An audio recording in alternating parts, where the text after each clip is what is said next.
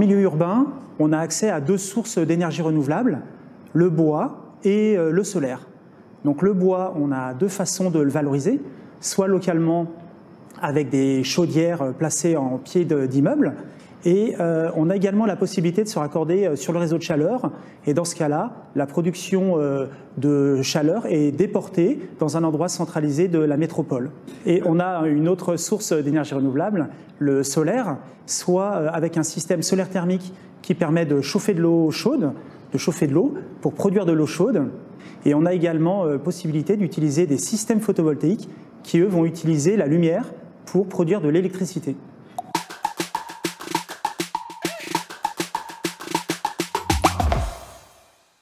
Alors la rénovation du bâtiment H7, c'est une rénovation très particulière puisqu'elle traite de nombreux aspects énergétiques.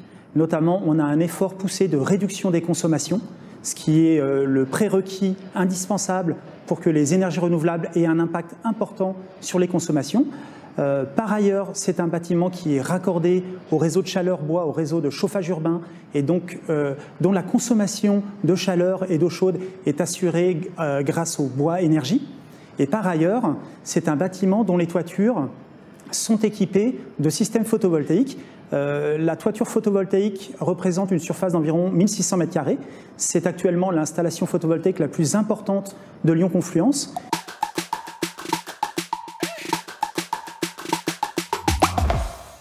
Concernant les systèmes photovoltaïques, on a des mécanismes de soutien qui sont faits pour rémunérer correctement les capitaux qui sont investis par les maîtres d'ouvrage, de façon à ce qu'ils puissent avoir, au cours de la durée de vie de l'installation, un retour sur investissement. Ce qui va faciliter la mise en œuvre de ce type de système, c'est les travaux qu'on va pouvoir effectuer en toiture, notamment pour isoler la toiture du bâtiment. Et dès lors qu'on va intervenir sur la toiture, il va être très simple de réaliser la pose d'un système photovoltaïque.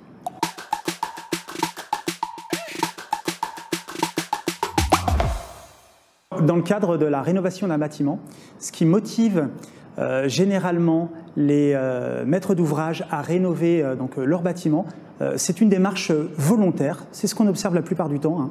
Contrairement à la construction neuve qui est régie par des obligations, c'est principalement l'atteinte de labels performantiels qui permettent d'attribuer donc une note, une qualité à l'ouvrage rénové, aux travaux réalisés. Et donc ça, c'est important puisque ça permet ensuite de valoriser les biens, soit à la revente, soit à la location.